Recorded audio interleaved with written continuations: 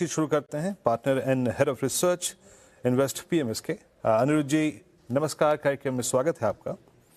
ये earning season का श्री गणेश बहुत अच्छा नहीं हुआ है ना। अभी कुछ देर पहले हमारी बातचीत हो रही थी श्रेया से, आशीष से। भाई ठीक है, 17 की पी पर टीसीएस है, लेकिन ग्रोथ कहाँ है? इस पी पर भी अगर मैं जाऊं टीसीएस को कैप्चर करने के लिए तो ग्रोथ विजिबिलिटी नजर नहीं आ रही है। आपने टीसीएस के नंबर्स देखे, हर पैरामीटर्स पे नंबर देखे। शुरुआत करते हैं आईटी से ही। आपका सेंस क्या कहता है इस पी कूल ऑफ के बाद? क्या आपको उतनी ग्रोथ नजर आ रही है कि आप इस पी पर इन स्टॉक्स को कैच करेंगे? वीरू जी नमस्कार। देखिए, मेरा स्टैंस पिछले 2 साल से बड़ा क्लियर रहा है। थोड़ा तो क्योंकि हम मोमेंटम और रिलेटिव चेंज को देखते हैं, लेकिन ये तो स्टॉक्स उल्टा नेगेटिव रिलेटिव चेंज वाले स्टॉक्स हैं जी। इतना बड़ा चेंज आया है आईटी में व्हिच इज एआई, और ये लोग प्रिपेयर्ड ही नहीं है अभी तक। आई डोंट थिंक हमारे पोर्टफोलियो में ना तो 1 भी परसेंट कोई भी आईटी स्टॉक इंडिया का है, ना हमारी इतनी, अगर आप बोलते कि जैसे वैल्यूएशन करेक्ट हुई है, वैल्यूएशन करेक्ट से मतलब ही नहीं है जी। सबसे बड़ी चीज है कि जो प्रोडक्ट आगे जो ग्रोथ ड्राइवर बनेगा वर्ल्ड में, वो इनके पास है ही नहीं। और ये फर्स्ट टाइम हुआ है इंडिया में। चाहे 98 99 का रन, 2000 का रन था, चाहे 2008 का रन था, हमारे पास हमेशा जिस चीज के पीछे ग्रोथ आनी थी वो लीडर्स होते थे, लेकिन इस बार नहीं है। सो आई थिंक जितनी बड़ी एआई डिसरप्शन है, मैं भी ये डिस्कशन सुन रहा था जो श्रेया और दूसरे एंकर कर रहे थे। मुझे लगता है कि we are not pricing in the big disruption that is happening in AI. और या तो ये कंपनी ये बायबैक और ये सब बंद करके ये पैसा जो इनके पास है इसको एआई की तरफ लगाए, वरना ये बहुत पीछे रह जाएंगे। ओके अनिरुद्ध जी, गुड आफ्टरनून। श्रेया बात कर रही हूँ और ये तो बात हो गई आईटी की, लेकिन ओवरऑल मार्केट पर मैं आपसे चर्चा करना चाहूँगी। अभी हाल फिलहाल में थोड़ा उतार चढ़ाव देखने को मिल रहा है, जियोपॉलिटिकल जो सिनेरियो बन रहे हैं, लेकिन क्या एक सेंस बन रही है अनिरुद्ध जी कि अब शायद मार्केट में जो वो वॉर के चलते रिलेटेड हमने भयंकर बिकवाली देखी थी, अब वो कहीं ना कहीं थम गई है और यहाँ से जो अपमूव मिले हैं मार्केट में वो अब इंटैक्ट रहेंगे? जी मैम, मुझे ऐसा लगता है कि वॉर ने एक बहुत अच्छा मौका दिया है। एक लोअर वैल्यूएशंस पे जो स्टॉक्स जहां ग्रोथ है उन स्टॉक्स को लेने के लिए। तो ओवरऑल हमें ये लगता है कि हाँ, एक this month ending, March ending और अभी भी एक अच्छी वैल्यूएशंस, एक अच्छा प्राइस है जिस पे आप अपने वो स्टॉक्स जो आपको 10 20 25% नीचे मिल रहे हैं वो ले सकते हैं। बट हाँ, थोड़ा ये समझना पड़ेगा कि हम ले वहां पे जहां पे हमें ग्रोथ दिखती है, जहां पे हमें ग्रोथ की सर्टेनिटी है, जहां पे हम रिलेटिव चेंज आइडेंटिफाई कर पा रहे हैं कि इस रीजन से ग्रोथ आएगी या इस रीजन से ग्रोथ घटेगी। उन चीजों से हमें थोड़ा सा दूर रहना चाहिए। ये समझना चाहिए कि एफआईआईज इंडिया में क्यों बेच रहे हैं और एफआईआईज की बिकवाली इंडिया में इतनी ज्यादा क्यों आई, या आगे भी अगर कहीं जाके आती है तो क्यों आएगी। क्योंकि हमें देखना पड़ेगा कि जो कंपनीज इंडिया में ये लोग होल्ड कर रहे हैं, उनमें ग्रोथ का जो फैक्टर है वो कहीं न कहीं कम है। तो थोड़ा-सा इंडिया ग्रोथ में इस टाइम वर्ल्ड में पीछे है। और अगर आप देखेंगे overall in terms of relative strength also, Indian markets are the weakest markets in the world. तो वील इसका मतलब इतना ही है कि हमें पिक एंड चूज़ ही रहना पड़ेगा। हम्म नहीं, बिल्कुल सही है वो बात आपकी, बिल्कुल सही है। पिक एंड चूज रहना पड़ेगा, करना पड़ेगा। इस क्रम में आगे बढ़ते हैं। अभी आईटी की बात हुई, अभी आपने श्रेया ने आपसे बड़ा मार्केट प्रश्न पूछा। ग्रोथ की विजिबिलिटी नज़र कहाँ आ रही है आपको? आई मीन स्पेस कौन कौन से होंगे? जब आपने पीएम में अपने स्टॉक्स इंक्लूड किए, सबसे हाई ग्रोथ और स्ट्रॉन्ग ग्रोथ कहाँ पॉसिबिलिटी लग रही है आपको?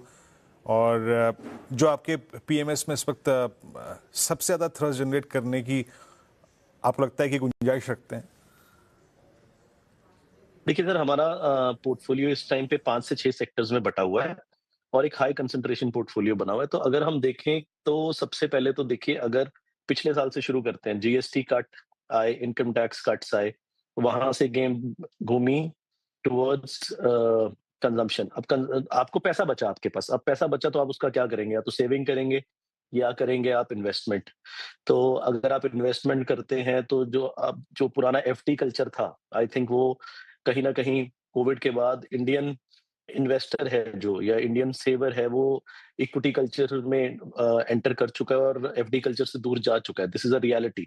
तो जितने भी एएमसीज और डिस्ट्रीब्यूटर्स और फाइनेंशियलाइजेशन ऑफ एसेट्स में जब चाहे वो एक्सचेंजेस हों, ये सारे स्टॉक्स हमें ऐसा लगता है कि इनमें एक अच्छी ग्रोथ, एक डबल डिजिट अच्छी growth, higher double digit growth, जैसे कि 20-1% की ग्रोथ, 15 से 20% की ग्रोथ इनमें देखी जा सकती है आने वाले टाइम में भी।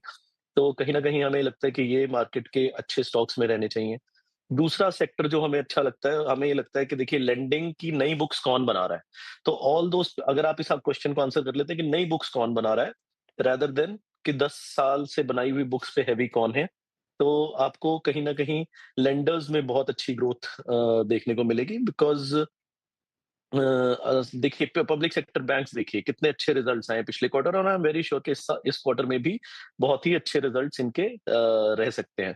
कहीं न कहीं नई एनबीएफसीज़ और नए प्राइवेट सेक्टर बैंक्स में भी हमारी थोड़ी रुचि हमें दिख रही है। इसके अलावा हमें थोड़े अच्छे लगते हैं ऑटो सेक्टर के शेयर्स बिकॉज़ हमें लगता है अभी भी उनमें एक्सूबरेंस नहीं हुई है और अगर आप इनकी कॉन कॉल्स और इनकी मीटिंग्स अगर आपने अटेंड करी हो तो आपको समझ आएगा कि Indian auto sector is going through a disruption movement and कुछ कंपनीज़ हेवी मोटरसाइकिल्स में हैं या ऑटोज़ में हैं, उनकी जो प्लानिंग है अगले 3 से 4 साल की वो बहुत अच्छी है। तो ये हमें लगता है कि कंपनीज़ ठीक रहनी चाहिए। इसके अलावा हम थोड़ा बहुत मेटल सेक्टर्स पे भी बुलिश हैं बिकॉज़ हमें लगता है ग्लोबल मेटल रन चल रहा है और ये अभी रुकेगा नहीं specially in the non ferrous side of things. Okay, metal autos bank and NBFC space आपको पसंद आ रहे हैं अनिरुद्ध जी। अच्छा, एक स्पेस जिसकी हम चर्चा अक्सर करते नहीं है, उस पर आपकी राय जानना चाहूंगी। पावर इक्विपमेंट स्पेस, जी वर्नोवा हो गई, सीमेंस हो गए, हिताची एनर्जी, देखिए ऐसे स्टॉक जिसने गजब के रिटर्न्स दिए हैं। तो पावर इक्विपमेंट सेक्टर आपको कैसा लगता है अनिरुद्ध जी, और क्या हाल फिलहाल में आपने कुछ एड ऑन किया है, कुछ फेरबदल किया है? हम मैं भी क्वेश्चन आंसर करने के बाद ना ये सोच रहा था कि ये वाला सेक्टर बताना रह गया बिकॉज़ ये भी हमारे पोर्टफोलियो का एक अच्छा पार्ट है। तो आप देखिए, अब मुझे इंडिया में देखिए one thing is very, very clear अगर आप क्लाउड यूज़ करते हैं, अभी तक हमारा ज़्यादा क्या कहते हैं ना कि हम लोग उतने टेक सेवी नहीं है फाइनेंस वाले लोग, लेकिन अगर आप क्लाउड यूज़ करते हैं, आप चैट जीपीटी और वो गूगल का जेमिनी यूज़ करते हैं, तो आपको ये समझ आ चुका है कि देखिए दुनिया तो चेंज हो रही है। और आने वाले टाइम में मेमोरी की और पावर की डिमांड बहुत रहने वाली है and it is gonna increase at a very very fast rate. तो इंडिया में अगर मुझे एआई देखिए, आप वर्ल्ड मार्केट देखिए, ताइवान देखिए, कोरिया देखिए, ये ऑल टाइम हाईज निकाल रहे हैं।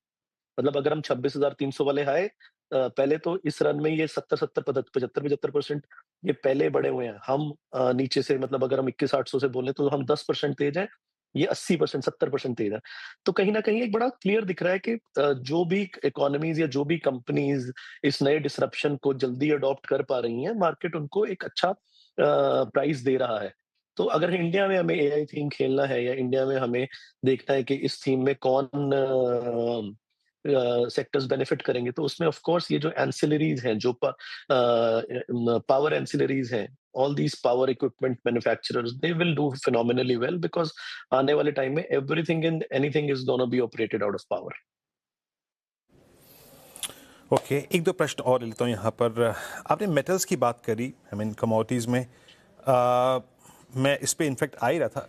अच्छा, ये पोस्ट वॉर या फिर एक ऐसा दौर जब यूएस में इन्फ्लेशन फिर बढ़ रहा है, लेकिन अब देखिए नए फेड गवर्नर आते हैं तो वो क्या करेंगे? आपको क्या लगता है, आई मीन गोल्ड कैसा किरदार निभाएगा? राइट नाउ इट्स 150, 1,50,000 के आसपास। गोल्ड पे आपका टेक क्या है इस वक्त? वीरेंद्र जी, क्या है कि जो दोनों प्रेशियस मेटल्स हैं ना, they ran a little ahead of their time. तो इसलिए अब हम ये कह सकते हैं कि कहीं न कहीं गोल्ड और सिल्वर में जो एक्सुबरेंस हम अगर आपने पहले भी याद करें तो हम एक्सुबरेंस को बहुत ट्रैक करते हैं। तो कहीं न कहीं सिल्वर और गोल्ड में दोनों में एक एक्सुबरेंस हुई पीछे और मतलब आप देखिए सिल्वर तो मेरे ख्याल से 3 साढ़े 3 गुना हो गया था 4-5 महीनों में। तो कहीं न कहीं उसका बर्न्ट इनको थोड़ा-सा फेस करना पड़ रहा है। तो इसलिए इस आप वॉर में भी देखिए, अगर इस बार वॉर हुई, generally gold acts as a hedge against geopolitical turmoils, but इस बार गोल्ड भी साथ में एग्ज़ैक्टली टूट रहा था। व्हाई? बिकॉज़ थोड़ा-सा उसमें एक्सुबरेंस आगे देखने को मिल रही थी। तो गोल्ड का बिहेवियर जो ट्रेडिशनल बिहेवियर है, कहीं न कहीं हमें लगता है कि वो चेंज हो गया है। बट ओवरऑल क्या गोल्ड अपने हाई से वापस ऊपर काम कर सकता है? हमें गोल्ड के लिए लगता है, सिल्वर के लिए नहीं। ठीक है, तो ये गोल्ड और सिल्वर पर आपका व्यू हो गया। अच्छा अनिरुद्ध जी, एम्फी डेटा आया आज और काफ़ी इंप्रेसिव आंकड़े आए। मतलब मार्च में मार्केट गिरा लेकिन निवेशकों ने अपनी इन्वेस्टमेंट एसआईपीज बंद नहीं की, इनफैक्ट वो अब ऑल टाइम हाई पर है। एक और चीज़ काफ़ी इंप्रेसिव रही, दैट इज़ ब्रॉडर मार्केट्स में बाइंग लौटी है। मिड कैप और स्मॉल कैप में सबसे ज़्यादा बाइंग आई है। तो ये मिड कैप और स्मॉल कैप में अगर आप बता सकें कि किसका पलड़ा भारी है, अगर थोड़ा सा बता सकें आप, थोड़ा और दिशा दे सकें, तो क्या बताएंगे सर?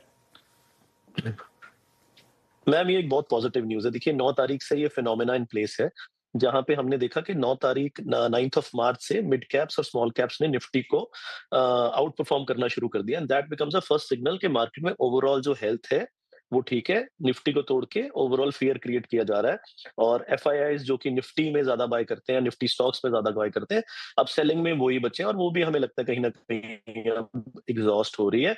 और जो एम्फी के डेटा की आपने बात करी, वो मैम मुझे ऐसा लगता है ये we are just starting out. AMFI का डेटा ऐसे ही बढ़ता रहेगा क्योंकि इंडियन इन्वेस्टर को समझ आ गया है कि वर्स्ट केस सिनेरियो मेरे पास कुछ नहीं होगा तो मैं आर्बिट्राज फंड में लगा लूंगा। आर्बिट्राज फंड में 6.5-7% लेके मैं लॉन्ग टर्म कैपिटल गेन्स या मुझे बिजनेस इनकम वाले जो एफडी में लॉस होते हैं वो नहीं होंगे।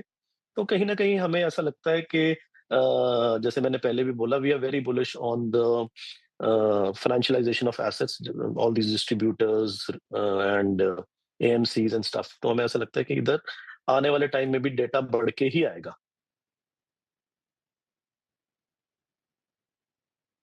तो यहाँ पर एम्फी की डेटा पे बात भी हो गई, गोल्ड की बात भी हो गई। बस एक प्रश्न आपसे अल्टीमेटली और पूछूंगा। मतलब एक तो बास्केट जो कि 2021 से लेकर 22, 23, 24, 25 तक बड़ी स्मूथ रिटर्न देके लौट गई थी, उसमें भी इस बार 22, 23, 25% का रिट्रेसमेंट था। दैट वाज हॉस्पिटल स्टॉक्स जो अप टू सर्टेन एक्सटेंट मतलब कितना 20-22% का करेक्शन हायर लेवल से है यहाँ पे अक्टूबर से। हॉस्पिटल स्टॉक्स में डैमेज था, होटल्स में डैमेज था। इन थीम्स के अंतर्गत आपने अपने पीएमएस में क्या इंक्लूड किया हुआ है? सर, हॉस्पिटल और होटल्स में से मेरे पास एक्चुअली कुछ है नहीं, क्योंकि इनमें मुझे ये तो समझ आता है कि हाँ there are hedge against the world and India में इनमें ग्रोथ आएगी, पर कहीं ना कहीं ये एक्सपेंसिव भी है इंडिया में, तो थोड़ी सी प्रॉब्लम उसकी दिखती है। इसलिए ये पोर्टफोलियो में इतनी है हमारे। लेकिन अगर हम ये बोले क्या ये सेक्टर्स अगले 2 से 3 साल के लिए double digit growth stock markets में दे सकते हैं, मतलब 12% प्लस की ग्रोथ दे सकते हैं, तो ऑफ कोर्स ये दे सकते हैं। हमें बेटर अपॉर्चुनिटीज मिल रही हैं इसलिए हम इन सेक्टर्स में इन्वेस्ट नहीं कर रहे, but of course we believe that hospitals and both hotels, both of these markets in India are growing and will keep on growing. Okay, तो ये बात हो गई हॉस्पिटल्स और साथ ही होटल स्टॉक्स के ऊपर। बहुत शुक्रिया अनिरुद्ध जी आज हमारे साथ जुड़ने के लिए, तमाम स्पेसेस पर, साथ ही मार्केट पर अपनी राय रखने के लिए। अब आगे बढ़ रहे हैं और देखिए निफ्टी फिर से